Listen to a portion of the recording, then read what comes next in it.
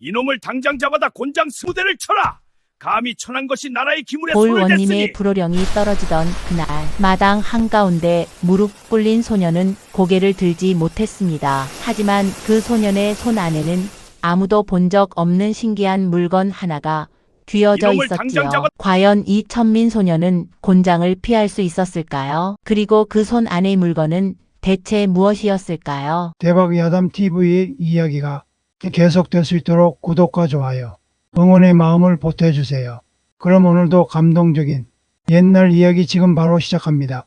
옛날 옛적 경상도 동네 땅에 아주 작은 관청 하나가 있었습니다. 기와집도 아니요, 큰 마당도 아니었지요. 흙담 너머로 텃밭이 보이고 낡은 창고 옆에는 늘 연장들이 널브러져 있었습니다. 그 관청 한켠 허름한 행랑채에 어미와 단둘이 사는 소년이 있었습니다. 이름은 영실, 나이는 12살, 신분은 관청 소속 관노였습니다. 영실의 어미는 관기 출신이었습니다. 기생의 자식으로 태어났으니 영실 역시 태어나는 순간부터 종의 신분을 벗어날 수 없었지요. 아침이면 영실은 관청 마당을 쓸었습니다. 낮에는 나무를 패고 물을 길었습니다. 저녁이면 창고 구석에 쭈그려 앉아 망가진 연장들을 들여다보았습니다. 그것이 영실의 하루였습니다. 보잘것없어 보이는 하루였지요. 하지만 영실의 눈빛만은 달랐습니다. 무언가를 골똘히 생각하는 듯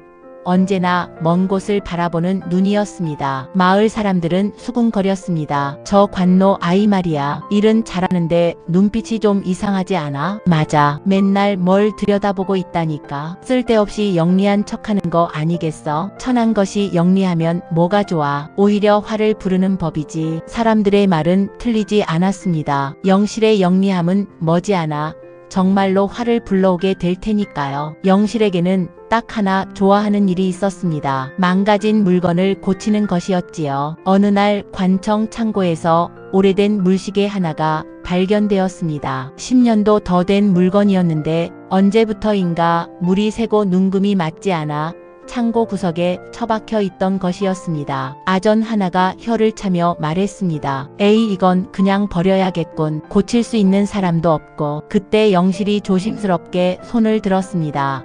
제가 한번 봐도 되겠습니까? 아전이 어이없다는 듯 웃었습니다. 네가? 넌 관노잖아. 글도 모르는 것이 이런 걸 어떻게 고쳐. 글은 모르지만 물이 흐르는 길은 알 것 같습니다. 아전은 콧방귀를 뀌며 자리를 떴습니다. 영실은 허락도 없이 물시계 앞에 쪼그려 앉았습니다. 그날 저녁 관청 한켠에 사는 늙은 목수 영감이 영실 곁에 와서 앉았습니다. 영감의 이름은 막동이었는데 나이가 70이 넘었어도 손재주 하나는 고을에서 제일이라 불리는 사람이었습니다. 막동 영감은 한참 동안 영실이 물시계를 들여다보는 것을 지켜보다가 말했습니다. 영실아, 예, 영감님, 사람의 가치는 어디서 태어났느냐가 아니라 무엇을 만들어내느냐에 있느니라. 영실은 고개를 들었습니다. 무슨 뜻인지 잘 알지 못했습니다. 영감님, 그게 무슨 말씀이신지요? 지금은 몰라도 된다. 언젠가 네가 스스로 알게 될 날이 올 게야. 막동 영감은 그 말만 남기고 자리에서 일어났습니다. 영실은 고개를 갸웃하다가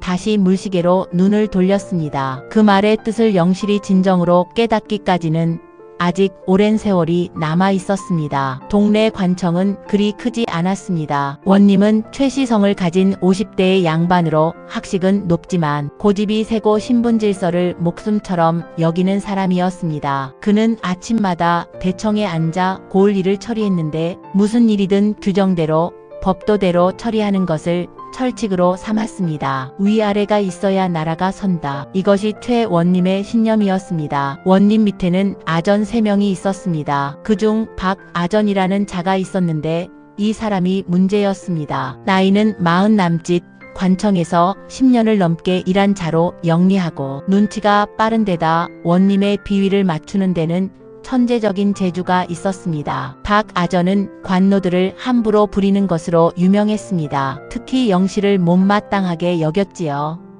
저 아이는 눈빛부터가 마음에 안 들어. 관노 주제에 뭘 그리 많이 아는 척이야. 영실의 어미 복덕이는 조용한 여인이었습니다. 한때는 관기로 이름을 날렸다지만 이제는 그저 묵묵히 관청 빨래를 하고 밥을 짓는 안악이었습니다. 복덕이는 언제나 영실에게 같은 말을 했습니다. 영실아, 절대로 나대지 마라. 천한 것이 영리하면 오래 못 사는 법이다. 예, 어미. 그저 시키는 일만 하거라. 알겠느냐? 예. 하지만 영실은 어미의 말을 온전히 따를 수가 없었습니다. 손이 가는 것을 어찌 막겠습니까? 눈에 보이는 것을 어찌 못 본 척하겠습니까? 관청 창고에는 오래된 연장들이 가득했습니다. 물레방아 부품, 녹슨 자물쇠, 망가진 저울, 부러진 활, 모두 고장나서 쓸 수 없다고 버려둔 것들이었습니다. 영실은 틈만 나면 그것들을 들여다보았습니다. 왜 망가졌는지, 어떻게 하면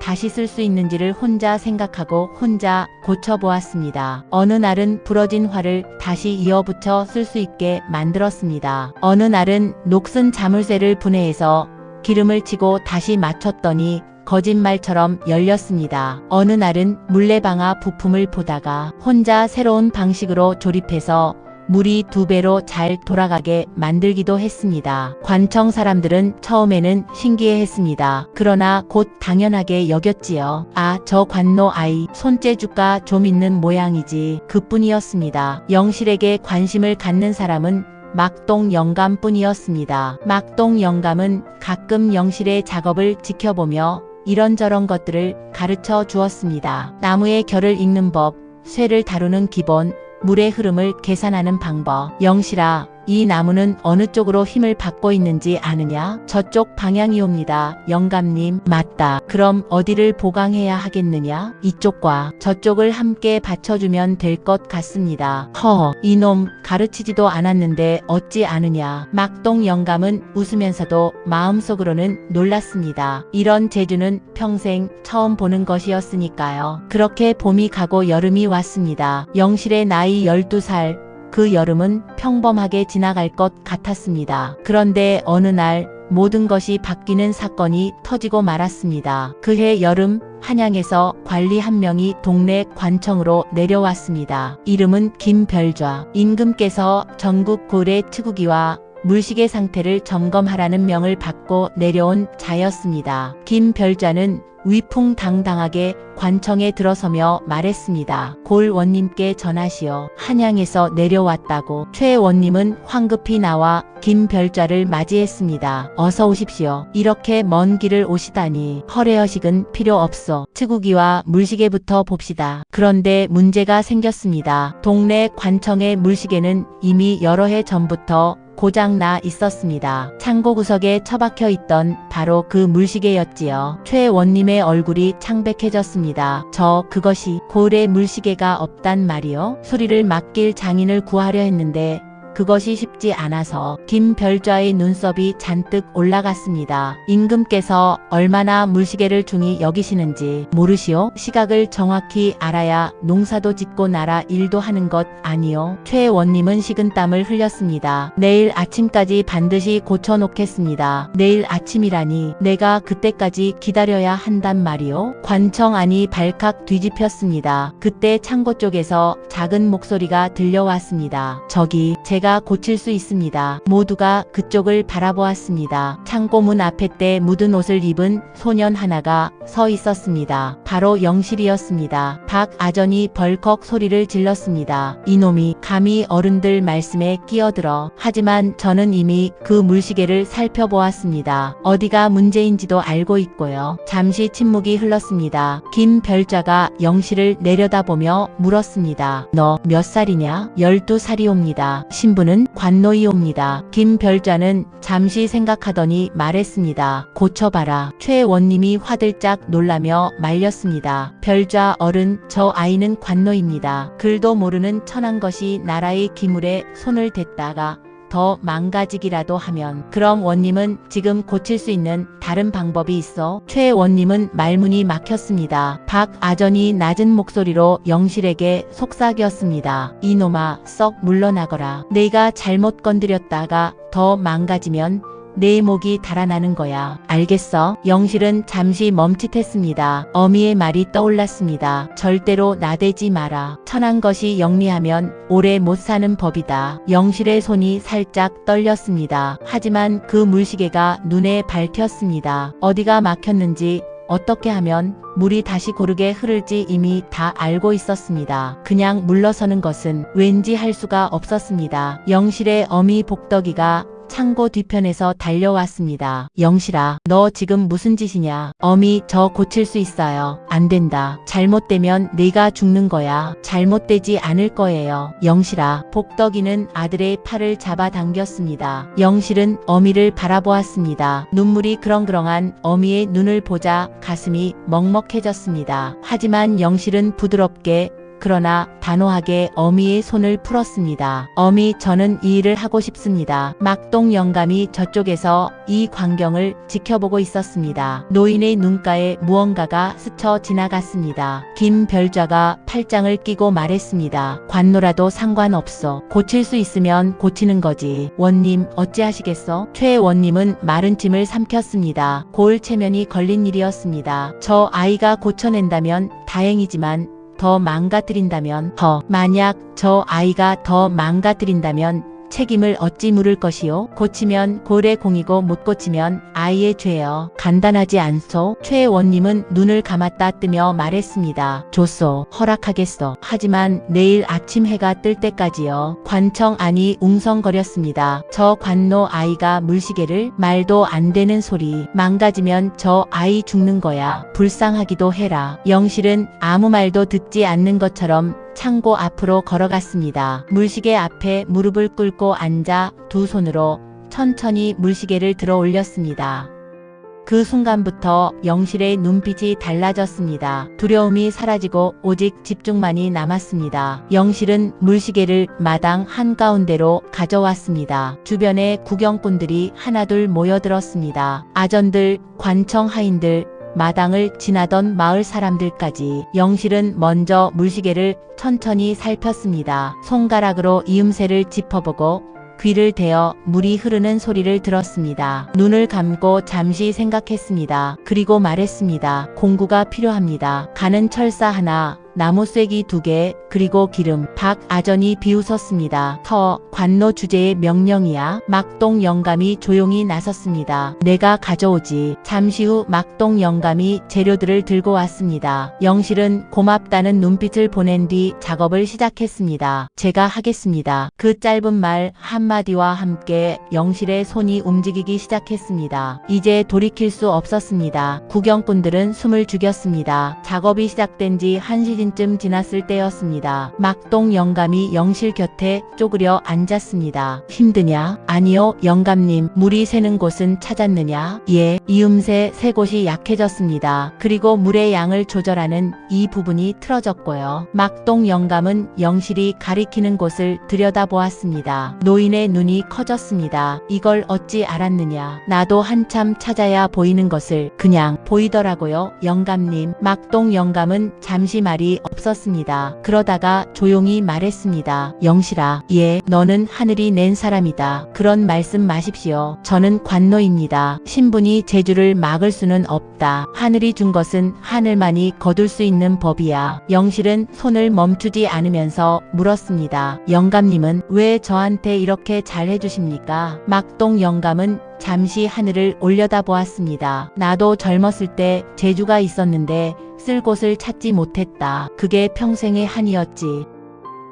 너는 그러지 않았으면 한다. 재주가 있으면 써야 한다. 비록 세상이 허락하지 않는다 해도. 영실의 손끝이 잠시 떨렸습니다. 막동 영감은 일어서면서 덧붙였습니다. 오늘 밤 다 고치고 나면 내가 한 가지를 더 가르쳐주마. 물의 흐름을 계산하는 더 좋은 방법이 있다. 정말이십니까? 그래. 그러니 잘 해내거라. 영실은 고개를 끄덕이며 다시 집중했습니다. 막동 영감의 뒷모습을 보며 마음속 어딘가가 따뜻해지는 것을 느꼈습니다. 이 세상에 자신의 편이 한 명은 있구나. 싶었습니다. 밤이 깊어졌습니다. 관청 마당에는 횃불 2개가 타오르고 있었습니다. 영실은 그 불빛 아래서 쉬지 않고 손을 움직였습니다. 먼저 이음새 3곳을 분리했습니다. 틀어진 부분에 기름을 발라 조심스럽게 돌려가며 제자리를 찾았습니다. 쐐기를 정확한 각도로 깎아 끼워 넣었습니다. 구경하던 아전 하나가 중얼거렸습니다. 저걸 어떻게 각도를 맞추는 거야? 눈대중으로 저게 돼? 영실은 대답하지 않았습니다. 오직 손끝의 감각에만 집중하고 있었습니다. 3번째 이음새를 고치고 나자 이번에는 물의 양을 조절하는 장치를 살폈습니다. 이 부분이 가장 어려웠습니다. 워낙 섬세하게 만들어진 부품이라 조금만 잘못 건드려도 더 틀어질 위험이 있었습니다. 영실은 한참 동안 그 부분을 들여다보며 손가락으로 가볍게 두드려 보았습니다. 눈을 감고 소리를 들었습니다. 탁탁탁 탁탁탁. 눈을 떴습니다. 여기다. 아주 가는 철사를 꺼내 특정 부분에 살며시 걸었습니다. 그리고 천천히 비틀기 시작했습니다. 주변이 완전히 고요해졌습니다. 찰칵. 작지만 분명한 소리가 났습니다. 영실이 고개를 들었습니다. 물시계를 원래 자리에 올려놓았습니다. 그리고 물을 천천히 부었습니다. 처음에는 아무도 숨을 쉬지 않았습니다. 물이 흐르기 시작했습니다. 또르르 또르르르. 눈금을 따라 물이 고르게 천천히 정확하게 차오르기 시작했습니다. 누군가의 입에서 탄성이 터졌습니다. 세상에 고쳐냈어. 진짜로 되는 거야? 저 아이가. 막동 영감은 멀리서 고개를 끄덕이며 눈을 감았습니다. 김별자가 물시계 앞으로 걸어왔습니다. 한참 동안 물의 흐름을 지켜보았습니다. 눈금을 확인하고 물의 속도를 살피고 이음새를 손으로 짚어보았습니다. 그리고 돌아서서 영실을 바라보았습니다. 몇 시간이나 걸렸느냐? 2시간 반이옵니다. 장인이 와도 이틀은 걸릴 일인데. 김별자는 영실의 손을 들어 살펴보았습니다. 작고 거친 손이었습니다. 손마디마다 굳은 살이 박혀 있었습니다. 이름이 뭐냐? 영실이옵니다. 성은? 천한 몸이라 성이 없습니다. 김별자는 잠시 말이 없었습니다. 최원님이 다가와 억지 웃음을 지으며 말했습니다. 별좌 어른, 이 정도면 됐지 않겠습니까? 고을의 물시계가 다시 작동하게 되었으니 됐어. 김별자가 단호하게 말을 끊었습니다. 모두가 조용해졌습니다. 이 아이 내가 데려가겠어. 찰나의 침묵 뒤에 관청 마당이 웅성거렸습니다. 예? 그게 무슨? 이 아이의 재주는 동네 관청에 둘 것이 아니오. 한양으로 데려가겠어. 복덕이가 비명 같은 소리를 내며 뛰어나왔습니다. 안 됩니다. 안 돼요. 제 아이를 어디로 데려간다는 겁니까? 관노는 관청의 재산이요. 원님의 허락만 있으면 되는 일이요. 복덕이는 영실 앞에 서서 2팔을 벌렸습니다. 싫습니다. 제 아이는 보낼 수 없습니다. 영실은 어미의 등 뒤에서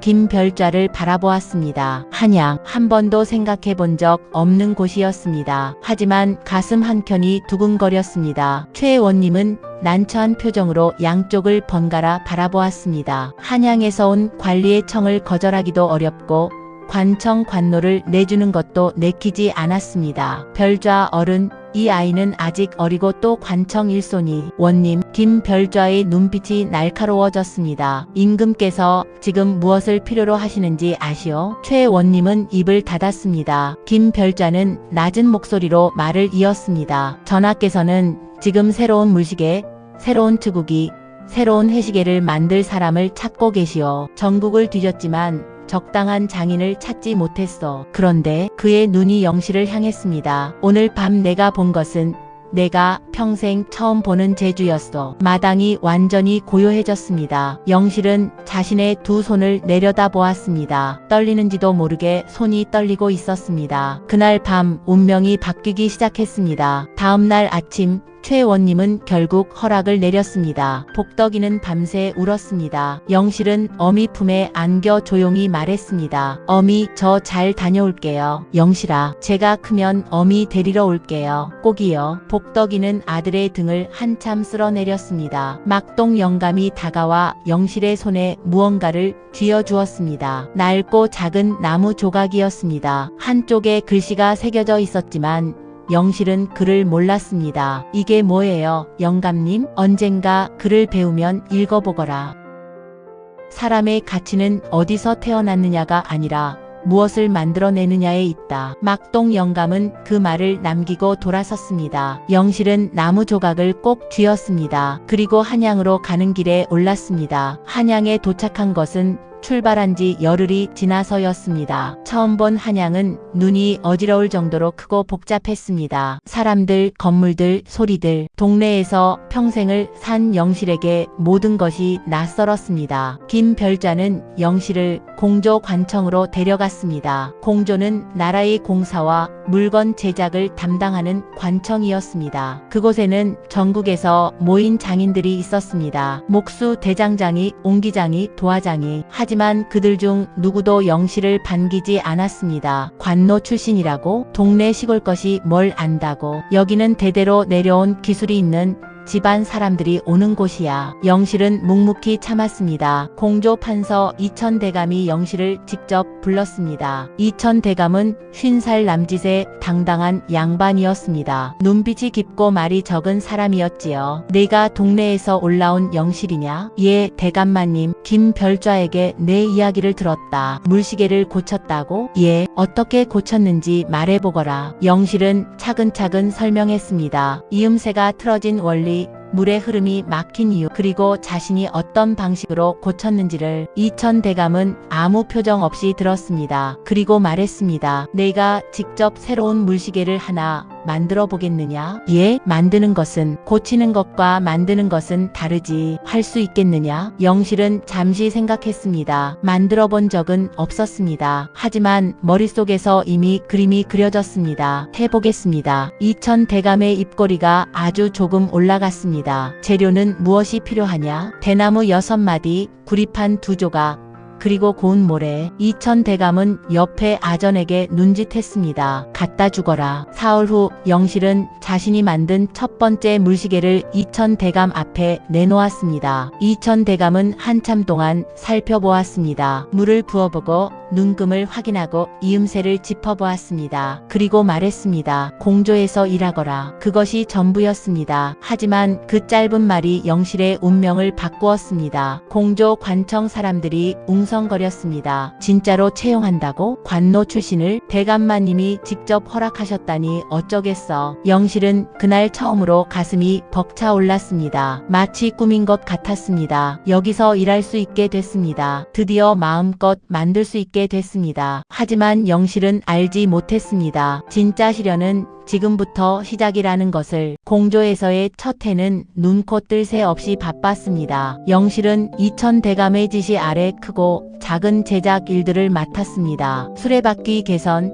창고 자물쇠 보안, 관청 건물 보수. 작은 일들이었지만 영실은 모든 것에 최선을 다했습니다. 일을 하다 보면 밥 먹는 것도 잊었습니다. 잠자리에 들어서도 머릿속으로 새로운 방법을 궁리했습니다. 그러나 공조 안에서 영실을 못마땅하게 여기는 자가 있었습니다. 이름은 정주부. 공조에서 15년을 일한 중간 관리로 대대로 장인 집안 출신이었습니다. 그는 관노 출신이 자신보다 먼저 이천대감의 눈에 드는 것을 못 견뎌 했습니다. 관노 출신 따위가 공조에서 일한다는 것 자체가 말이 안 돼. 대감마님도 결국 시험 삼아 써보는 것이겠지. 조금 지나면 내쫓기게 되어 있어. 정주부는 은근히 영실을 괴롭혔습니다. 가장 힘들고 하찮은 일만 골라 맡겼습니다. 영실이 만든 물건이 좋은 평가를 받으면 다른 사람의 공으로 돌렸습니다. 이 설계는 내가 구상한 것이야. 저 관노가 한 것은 손으로 만든 것뿐이고, 동료 장인들 중 일부는 정주부의 눈치를 보며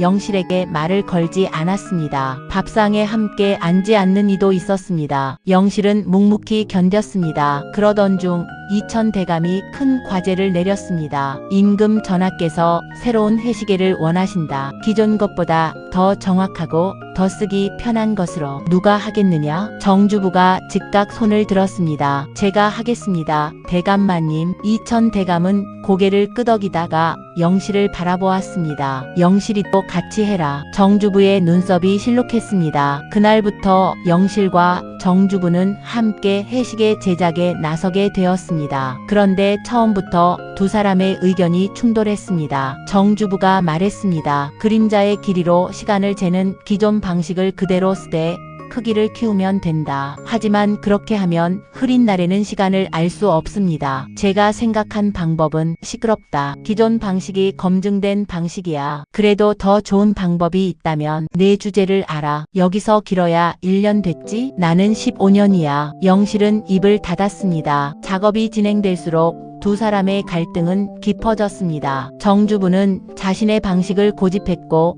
영실이 다른 제안을 할 때마다 묵살했습니다. 그러는 사이 영실은 밤을 새워 혼자서 작은 해시계 시제품을 만들어 보았습니다. 낮에 만든 것을 밤에 고치고 해가 뜨면 마당에 나가 그림자를 재어보고 다시 고쳤습니다. 열흘이 지나자 영실의 시제품이 완성되었습니다. 흐린 날에도 방향으로 시간을 어느 정도 가늠할 수 있는 구조였습니다. 크기도 기존 것의 절반이었지만 정확도는 더 높았습니다. 영실은 조심스럽게 이천대감에게 내밀었습니다. 이천대감은 한참 동안 살펴보았습니다. 그리고 정주부가 만들던 것과 나란히 놓고 비교했습니다. 영실이 것이 더 낫군. 그 한마디에 정주부의 얼굴이 굳었습니다. 그날 이후 정주부는 공개적으로 영실을 몰아붙이기 시작했습니다. 저 관노가 만든 것은 검증도 안 된 것이요. 섣불리 임금 전하께 올렸다가 문제가 생기면 어찌 책임지려 하십니까? 공조 안에서 정주부의 말에 동조하는 이들이 생겨났습니다. 더 심각한 문제는 따로 있었습니다. 정주부는 공조 안에 몇몇 장인들을 모아놓고 말했습니다. 저 관노 출신을 공조에서 내쫓아야 해. 우리 장인들의 자리가 위태로워진다고. 그 소문은 돌고 돌아 이천대감의 귀에도 들어갔습니다. 이천대감은 영실을 불렀습니다. 영실아, 예 대감마님, 네가 공조 안에서 원성을 사고 있다는 것을 아느냐? 정주부가 내 해시계의 설계를 두고 문제를 제기했다. 만약 전하께 올린 해시계의 결함이 발견되면 그 책임은 네가 져야 한다. 영실의 등이 서늘해졌습니다. 대감마님, 제 해시계는 나는 내 것이 맞다고 생각한다. 하지만 내가 혼자 결정할 수 있는 일이 아니다. 이천대감의 목소리는 낮고 조용했습니다. 그러나 그 안에 묵직한 무언가가 있었습니다. 영실아, 네가 옳다면 옳다는 것을 누구도 부정할 수 없는 방식으로 증명해야 한다. 그 말을 듣고 영실은 고개를 들었습니다. 하지만 바로 그날 밤 또 다른 사건이 벌어졌습니다. 영실이 보름을 공들여 만들어온 해시계 시제품이 작업실에서 사라졌습니다. 작업실을 뒤집어도 없었습니다. 마당을 살펴도 없었습니다. 누가 가져간 것인지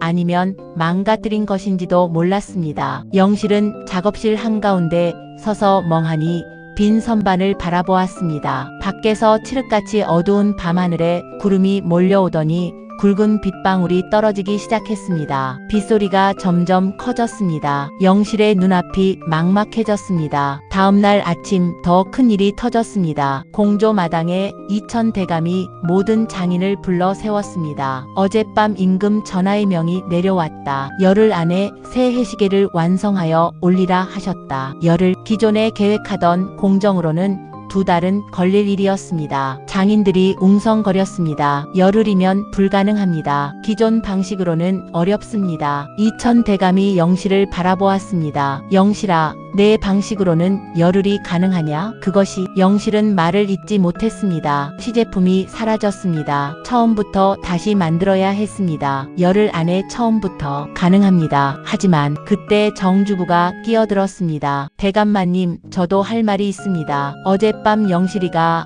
만들던 시제품에 심각한 결함이 있었습니다. 제가 직접 확인했습니다. 영실의 눈이 정주부를 향했습니다. 결함이요? 그렇소. 그림자 각도 계산에 오류가 있었어. 그것을 임금 전하께 올렸다가는 큰일 날 뻔했어. 거짓말이었습니다. 하지만 주변 장인들이 고개를 끄덕이기 시작했습니다. 정주부 편에 선 이들이 한둘씩 맞장구를 쳤습니다. 이천대감의 얼굴이 굳었습니다. 영실아, 사실이냐? 아닙니다. 그 시제품은 제가 20번 이상 검증한 것입니다. 그러면 지금 가져와서 보여다오. 영실은 입술을 깨물었습니다.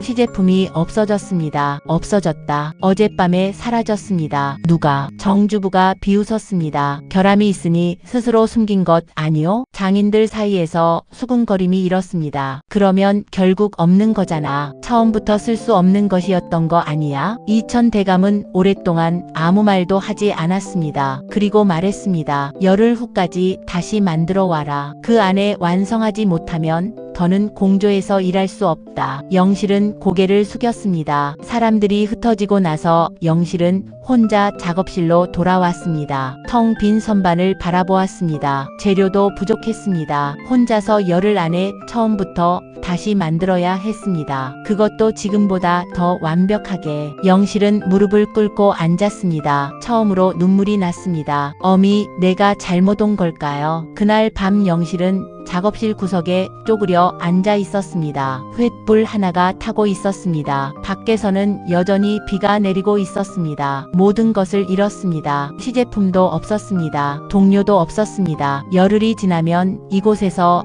쫓겨날 것이었습니다. 돌아가야 하는 걸까? 처음부터 내가 분수를 몰랐던 걸까? 어미의 말이 떠올랐습니다. 영실아, 절대로 나대지 마라. 천한 것이 영리하면 오래 못 사는 법이다. 그 말이 맞는 것인지도 몰랐습니다. 영실은 고개를 무릎 사이에 묻었습니다. 얼마나 지났을까요? 손안에 무언가가 닿았습니다. 가슴께 품었던 나무 조각이었습니다. 막동 영감이 주던 날 쥐어준 것이었지요. 영실은 그것을 꺼내 들었습니다. 한쪽에 새겨진 글씨를 손끝으로 더듬었습니다. 글을 몰랐으므로 무슨 뜻인지는 알 수 없었습니다. 그런데 그 순간 막동 영감의 목소리가 귓가에 울렸습니다. 사람의 가치는 어디서 태어났느냐가 아니라 무엇을 만들어내느냐에 있느니라. 영실은 눈을 감았습니다. 그리고 또 다른 목소리가 떠올랐습니다. 이천대감의 목소리였습니다. 내가 옳다면 옳다는 것을 누구도 부정할 수 없는 방식으로 증명해야 한다. 영실은 천천히 고개를 들었습니다. 증명. 누구도 부정할 수 없는 방식으로. 머릿속에서 무언가가 번쩍였습니다. 지금까지 만들었던 해시계는 완성품이었습니다. 하지만 완성품 하나로는 정주부의 말을 반박할 수 없었습니다. 그렇다면 이번에는 단순히 만드는 것이 아니었습니다. 이번에는 원리를 설명할 수 있어야 했습니다. 왜 이 각도인지, 왜 이 크기인지, 왜 이 재료인지. 글을 모르니 글로 쓸 수는 없었습니다. 하지만 그림으로 그릴 수 있었습니다. 모형으로 만들 수 있었습니다. 눈앞에서 직접 보여줄 수 있었습니다. 영실은 벌떡 일어났습니다. 열흘 충분했습니다. 다음날 아침 영실은 이천대감 을 찾아갔습니다. 대감마님, 한 가지만 부탁드리겠습니다. 말해보거라. 작업실을 단독으로 쓸 수 있게 해주십시오. 열흘 동안 그것은 줄 수 있다. 그리고 영실은 잠시 망설이다가 말했습니다. 열흘 후에 완성한 것을 보여드릴 때 대감마님뿐 아니라 공조의 모든 장인들이 함께 보았으면 합니다. 이천대감이 눈썹을 올렸습니다. 왜? 제가 만든 것이 옳다는 것을 아무도 부정할 수 없게 보여드리겠습니다. 이천대감은 잠시 영실을 바라보다가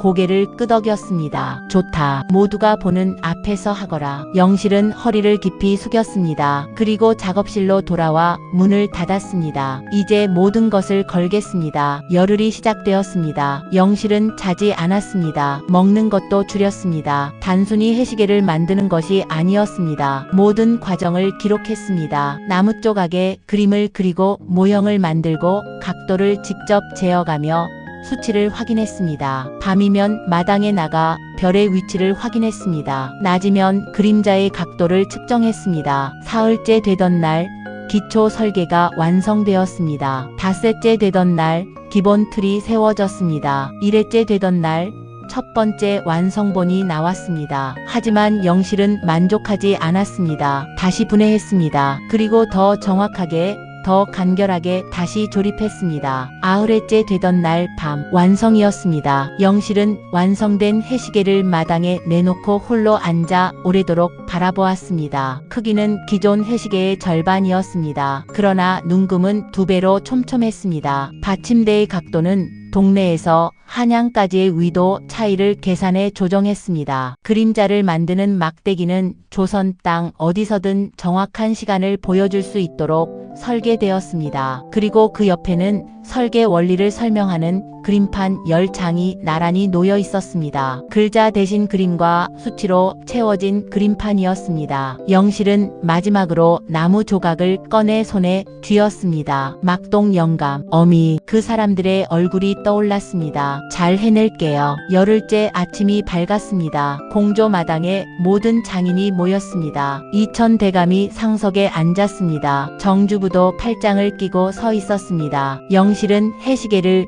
두 손으로 들고 마당 중앙으로 나왔습니다. 이것이 제가 만든 해시계입니다. 정주부가 즉각 비웃었습니다. 또 그 작은 것이요? 크기가 작으면 정확도가 떨어지는 것은 기본 아니요? 영실은 대답하지 않았습니다. 해시계를 마당 한가운데 내려놓았습니다. 그리고 그림판들을 하나씩 세웠습니다. 먼저 설계 원리를 설명드리겠습니다. 영실은 그림판을 짚으며 설명했습니다. 해가 움직이는 각도, 계절에 따라 달라지는 그림자의 길이, 한양의 위도에 맞춘 받침대의 기울기. 글을 모르는 사람이었지만 설명은 어느 학자보다 명쾌했습니다. 마당에 있던 장인들이 하나둘 고개를 앞으로 내밀기 시작했습니다. 정주부가 끼어들었습니다. 그런 설명이야 누구든 할 수 있어. 실제로 정확하다는 보장이 어디 있어? 영실이 고개를 끄덕였습니다. 그러면 직접 확인해 보시지요. 해시계를 마당 한가운데 햇빛이 정면으로 드는 자리에 놓았습니다. 그림자가 생겼습니다. 눈금이 가리키는 시가 마당 한켠에 걸린 큰 물시계와 비교했습니다. 같습니다. 한 장인이 중얼거렸습니다. 영실은 해시계를 조금 돌렸습니다. 다른 방향으로. 지금은 어떻습니까? 또 다른 장인이 물시계와 비교했습니다. 같습니다. 마당이 조용해졌습니다. 영실은 마지막으로 말했습니다. 이 해시계는 조선 8도 어디서든 사용할 수 있습니다. 받침대 각도를 조금씩 조정하면 됩니다. 방법은 이 그림판에 표시되어 있습니다. 이천 대감이 자리에서 일어났습니다. 천천히 해시계 앞으로 걸어왔습니다. 한참 동안 들여다보고 그림판들을 살펴보고 다시 해시계를 들어보았습니다. 그리고 돌아서서 모든 장인들을 바라보며 말했습니다. 이것을 임금 전하께 올리겠소. 정주부의 얼굴이 굳었습니다. 대감마님, 그것은 너무 성급한 결정 아니십니까? 검증이 더 필요. 정주부, 이천 대감의 목소리가 낮아졌습니다. 어젯밤에 사라진 영실의 시제품은 어디 있어? 마당이 완전히 고요해졌습니다. 정주부의 얼굴이 창백해졌습니다.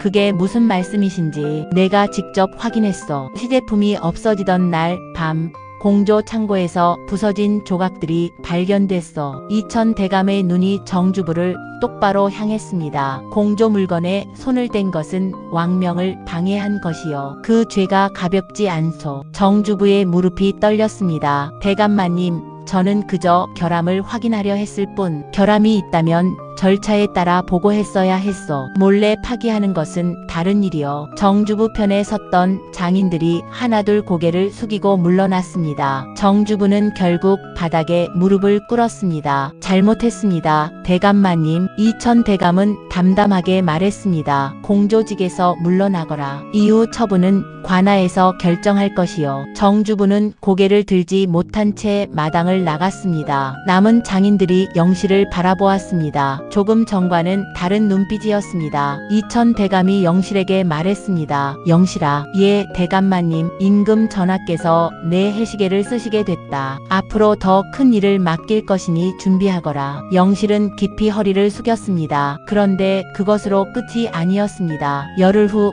영실의 해시계가 임금 전하께 올려졌습니다. 임금 전하는 해시계를 한참 살펴보시더니 이천 대감에게 물으셨습니다. 누가 만들었어? 이천 대감이 대답했습니다. 공조의 영실이라는 자이옵니다. 신분이 어찌 되어? 동네 관청 출신 관노이옵니다. 잠시 침묵이 흘렀습니다. 전하께서 말씀하셨습니다. 이자를 데려오시오. 영실은 생전 처음 임금 앞에 엎드렸습니다. 온몸이 떨렸습니다. 고개를 들어라. 영실은 천천히 고개를 들었습니다. 전하의 눈빛은 깊고 고요했습니다. 이 해시계를 내가 만들었느냐? 예, 전하. 어떻게 배웠느냐? 배운 적은 없사옵고 그저 보고 생각하다 보니 알게 되었습니다. 전하께서 잠시 영실을 바라보시다가 말씀하셨습니다. 과인은 지금 조선 8도 모든 백성이 같은 시각을 알고 같은 날씨를 재고 같은 양의 비를 측정할 수 있는 나라를 만들고 싶다. 그 일을 할 수 있겠느냐? 영실의 눈이 커졌습니다. 전하, 소인은 천한 몸이옵니다. 과인이 묻는 것은